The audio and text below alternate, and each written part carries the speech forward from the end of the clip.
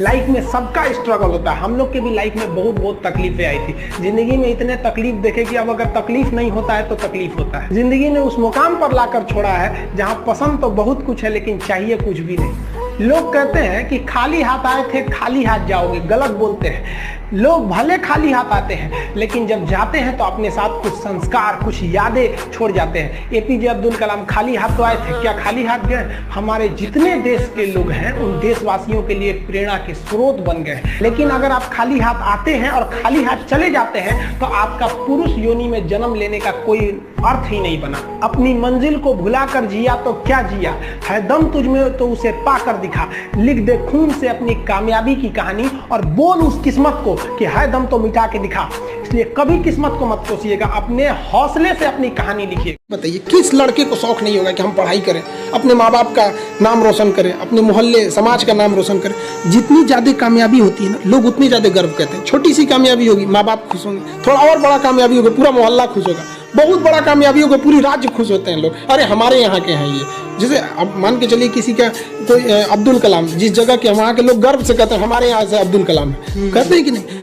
जब बारिश होता है ना, बारिश तो जितने छोटे मोटे पक्षी होते हैं, कौवा हो गया, ये सब, ये छुपने के लिए आश्रय ढूंढने लगते हैं। लेकिन जो बाज होता है ना, उसी बारिश में बादलों को चीरते हुए ऊपर निकल जाता है और बादल से कहता है तू बरस ले बेटा, कितना बरसेगा, आधा घंटा, 1 घंटा।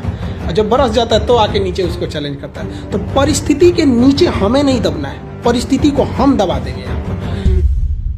जीवन में संस्कार का भी बहुत बड़ा मोल होता है। आप अपने विचारों से स्वतंत्र रहिए लेकिन संस्कारों से बंधे रहिए। कभी भी अहंकार मत रखिए, क्योंकि आप कितनी भी बुलंदी पर क्यों ना चले जाएं, लेकिन याद रखिएगा आसमान में बैठने की जगह नहीं होती है। जो भी बुलंदी पे जाएगा उसको एक ना एक दिन, आज नहीं तो कल, उसको वापस इस धरती पर आना है। इसलिए बुलंदी को देखकर बहुत जल्दी घमंड में नहीं आना चाहिए और हमेशा याद रखिए बड़े बुजुर्गों से मिलकर बैठना चाहिए, उनसे बातें करना चाहिए। बड़े नायाब होते हैं ये लोग, कुछ लम्हों में जिंदगी के तजुर्बे बता देते हैं। कमजोर व्यक्ति ही दूसरे काम का बदला लेता है, लेकिन जो ताकतवर होता है वो माफ कर देता है। लेकिन जो बुद्धिमान व्यक्ति होता है वो इग्नोर कर देता है, नजरअंदाज कर देता है और बच के निकल जाता है। क्योंकि अगर कोई व्यक्ति आपको पहली बार धोखा दिया तो इसमें उस व्यक्ति का गलती है, लेकिन वही व्यक्ति अगर दोबारा धोखा दिया तो इसमें आपकी गलती है। सबसे समझदार होके चलिए और मिजाज में कुछ सख्ती भी रखिए। लोग पी जाते अगर समंदर खारा नहीं होता तो थोड़ा सा सख्ती भी बना के रखना चाहिए। अगर आपको काबिल बनना है ना, बाज की तरह उड़ना है, तो बार बार बोलते हैं इन तितलियों का साथ छोड़ दीजिए। क्योंकि 10 साल बाद लोग आपसे मिलेंगे ना तो पूछेंगे तुम्हारी हैसियत क्या है, तुम कितना कमाते हो। ये नहीं पूछेंगे तुम्हारी गर्लफ्रेंड थी कि नहीं थी। यहाँ समझ में आ गया, ये सब टेम्परेरी चीज होते हैं। सभी सब बताइए ये सब चीजों को। जिस दिन आपको जिस दिन रियलिटी समझ में आएगी ना, उस दिन कोई बोल, हम आपको क्या बोले। आज जिनको आप सब कुछ खोकर पाने की तमन्ना रखते हैं, एक वक्त आएगा जब वो मुफ्त में मिलेंगे तो आपको मंजूर नहीं होगा। ये सब चीजें फालतू होती है, लेकिन अभी उम्र की गलती होती है।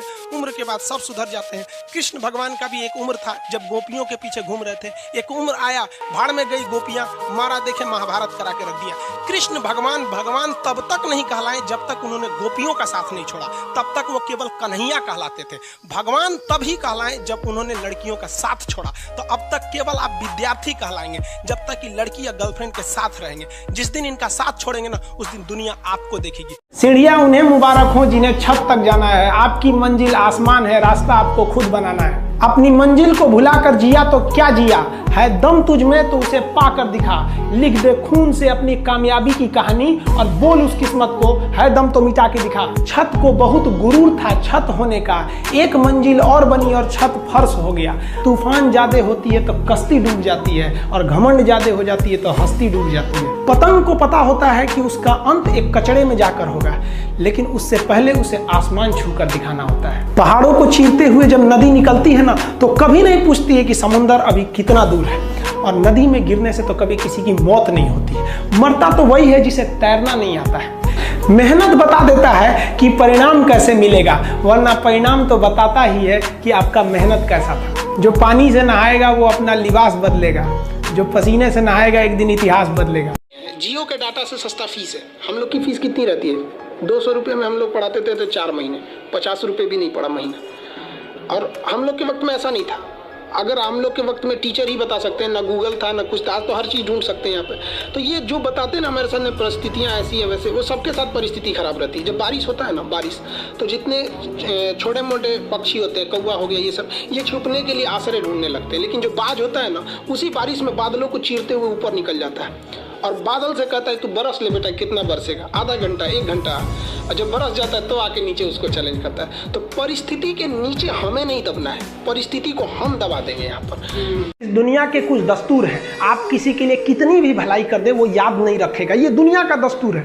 और आपकी गलती को कोई भूलेगा भी नहीं, इसे आप बुरा नहीं मानिए, ये दुनिया का दस्तूर है, इसे आप चेंज नहीं कर सकते। जैसे सूरज पूरब से निकलता है वैसे ही ये चीजें होंगी। लेकिन हम आपसे कहते हैं, आप दुनिया में आज कई लोग होते हैं दूसरे को लगते हैं सिखाने, आप क्यों दूसरे को बार बार ज्ञान देने लगते हैं, आप अपने आप को क्यों ज्ञानी समझने लगते हैं। दूसरे को सुधारने की कोशिश मत कीजिए, बल्कि खुद सुधरिए। आपके सुधरने से हो सके कि पृथ्वी से एक बुरा इंसान सुधर जाए। आप समाज में जहां भी रहेंगे तो आपके पास बहुत सारे लोग आएंगे, कुछ गलतियां भी करेंगे, कुछ अच्छा काम भी करेंगे। जब भी किसी की प्रशंसा कीजिए तो पूरी महफिल में कीजिए कि यह व्यक्ति ने अच्छा काम किया। लेकिन अगर किसी की शिकायत या उसकी आलोचना करना है, उसे डांटना है, तो उसे अकेले में समझाइए। रही बात रिजल्ट की, तो एक बात आपको बताते हैं, रिजल्ट जब भी होगा तो वो आपके पढ़ने से होगा।